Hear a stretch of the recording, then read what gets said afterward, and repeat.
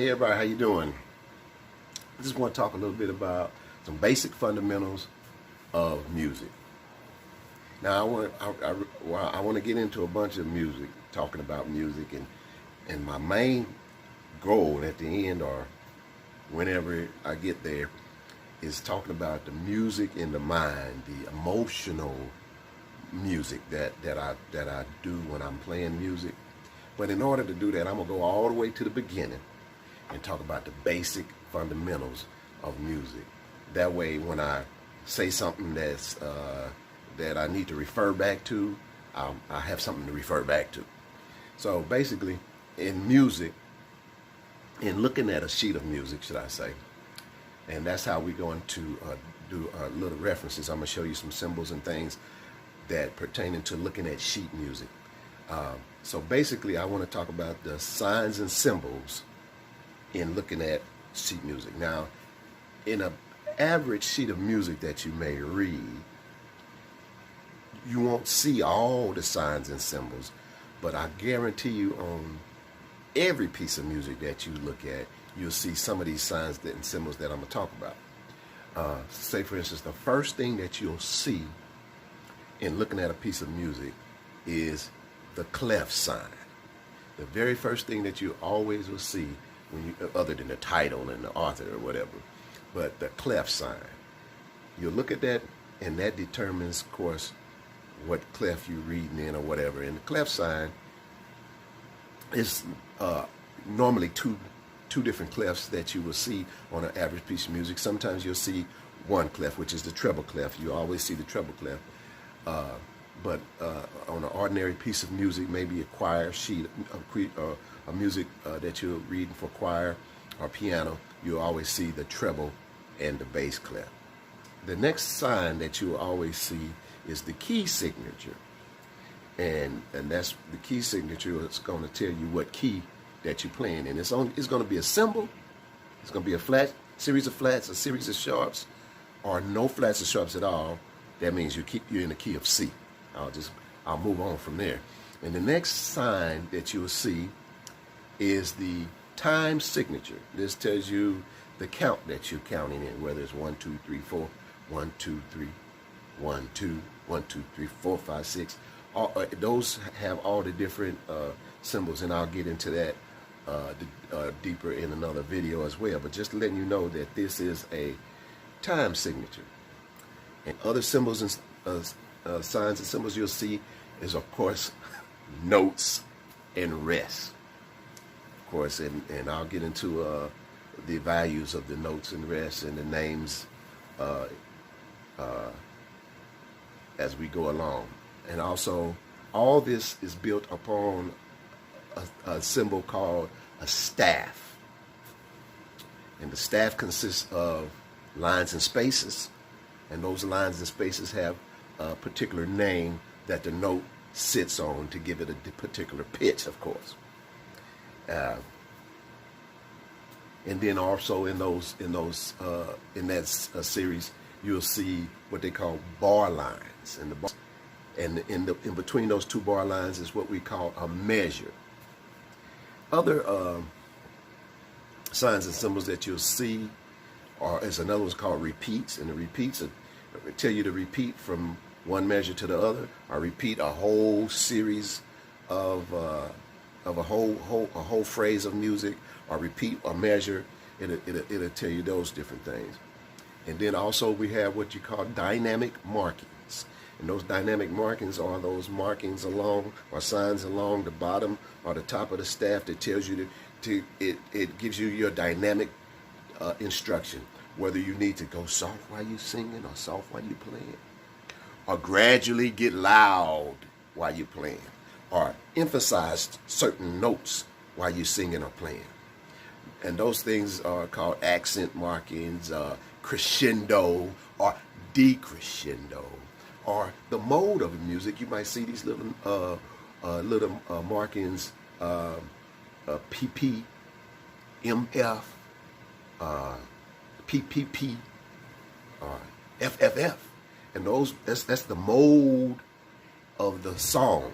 and those change throughout the song. But if you get to the beginning of the song and you see MF, that's a mezzo forte. That's just a normal volume that you're going to present. Now, if you see PP or P, that's P unissimo, and they want you to kind of get soft while you're in there. And of course, F is forte, and it gets a little bit louder, and FF even gets a little louder than that. But in between those, you'll see these things called crescendo or decrescendo, and they want you to gradually get to, from one thing to the other.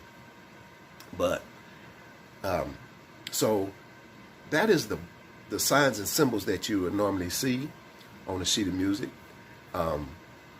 In my next section, I would like to kind of break those down, and I'm gonna start with the clef signs, and the clef signs in pertaining to the staff. We'll talk about the clef signs and the staff. Okay, we're talking about the staff. The staff is usually built up of the two different clefs, or like I said, one clef, and in a big piece of orchestra music that the conductor looks at, you'll see what you call the grand staff, and it just shows all the clefs. Soprano, this treble clef, all the instruments playing in the treble clef, and the alto clef, and all the instruments playing in the alto clef, and then it shows the bass clef, and all the instruments playing in the bass clef, and then it shows another clef, staff down on the bottom of that is the piano staff, where the pianist is playing. That's the grand staff. That's the thing that the conductor look at. But we're not going to talk about that. We're just going to talk about an average staff that you will see on a piece of music, and it is it's usually built up of two clefs, which is the treble clef and the bass clef. Now, they're usually built up together, and like I said, sometimes you'll see a piece of music with just the one clef, which is the treble clef. Or, again, I'm not trying to get on a rabbit trail, but if you play an individual piece of music as a bandsman or a person in the orchestra, you just see your sheet of music. So if you're playing the tuba or the cello, you'll be reading one linear music, and it's the bass clef. Or if you're playing the trumpet or the flute or something, you'll see one linear music, which is the treble clef. Or if you're playing the viola or the English horn, I believe, you'll see the linear music, which is the alto clef. But in the average piece of music that you open up in hymn book or a song book or so, you'll see what is called the staff, which is built of the treble clef and the bass clef. Now, I want to give you first the treble clef, because a clef is a series. A staff is a series of lines and spaces that's built up, and each one of those lines and spaces has a name. And in the treble clef, we're starting from the bottom. The bottom line is E. The second line going up is G, and the third line is B. The fourth line is D, and the top line, which is the fifth line, is F. Those are the names of the lines on the treble clef. And the spaces has names too as well. The bottom space, which we call space number 1, is F.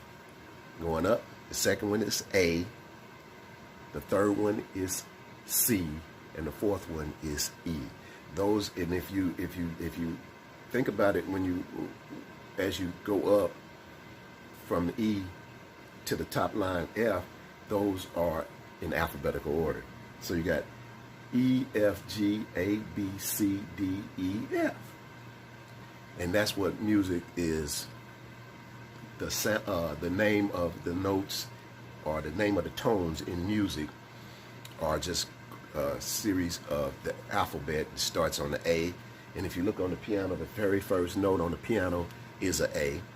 And as you go up, it's just A, B, C, D, E, F, G, A, B, until you get all 88 keys. So it continues. So we just use those 7 names from the alphabet, and in between we have other names. But that's the treble clef. Now, the clef below that is the bass clef. And again, they have their names as well. The names of the lines and spaces on the bass clef, we start on the bottom, which is line number 1 is G. Line number 2 is B. Line number 3 is D. Line number 4, F, and line number 5 is A. Of course, the spaces is in the notes, the sounds, names in between those.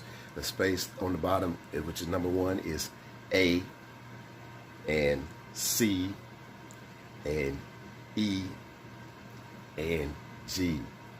Now, when I was a child, when I was in 3rd, 4th grade or so, the music teacher taught me how to remember the names of those lines. And so I'm talking to a wide range of audience. I'm going to give you those names, the way to remember that. Maybe adults, if you're learning this, you'll learn it another way. But as a child, you want to learn the names and space, the lines and spaces, another way. In the treble clef, the lines, we always say, every good boy does fine. We take the first letter of those words that I just said, and those are the names of the lines going up in the treble clef. Every good boy does fine. And of course, in the spaces, F-A-C-E, it just remember that by, it spells the word face. Now down in the bass clef, we remember it by saying, and the names of the lines, of course. Good boys do fine always. That's the space. That's the names of the lines. You take the first letter of every word I just said, and you wouldn't figure out the names of the line if you remember.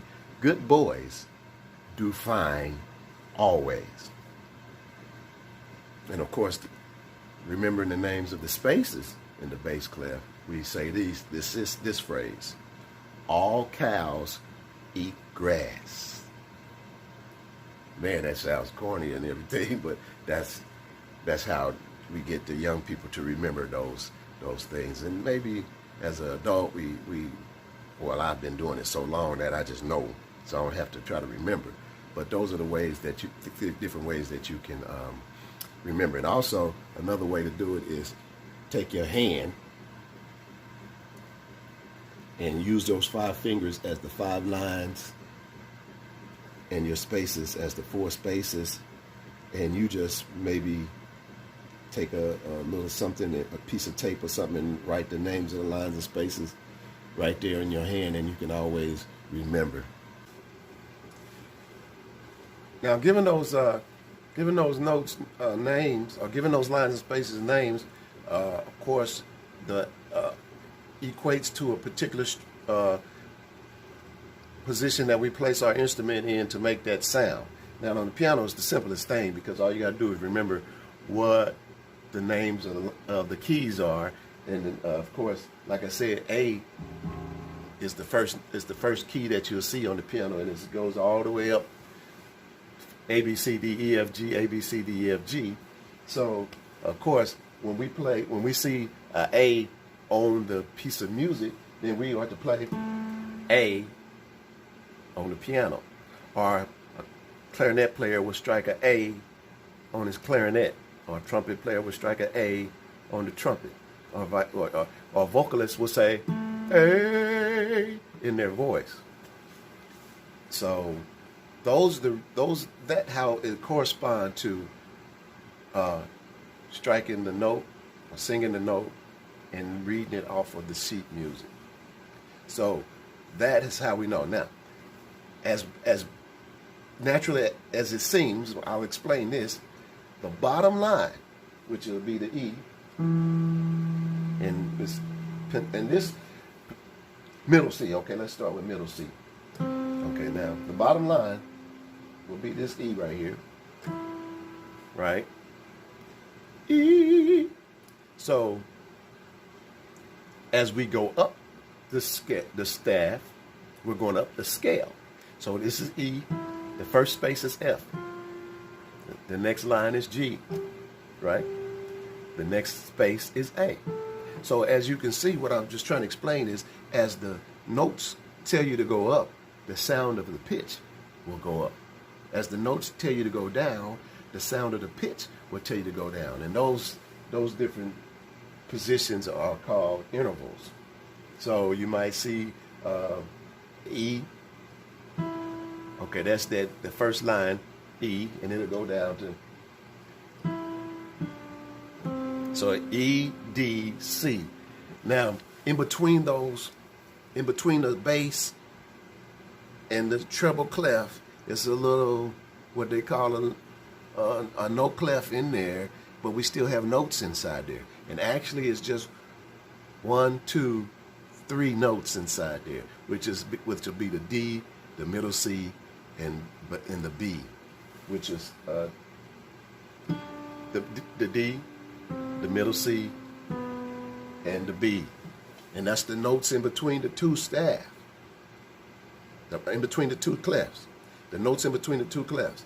And the way that we can signify those notes or put something on those notes, we have what you call a ledger line. And the ledger line is the little lines that we put in between the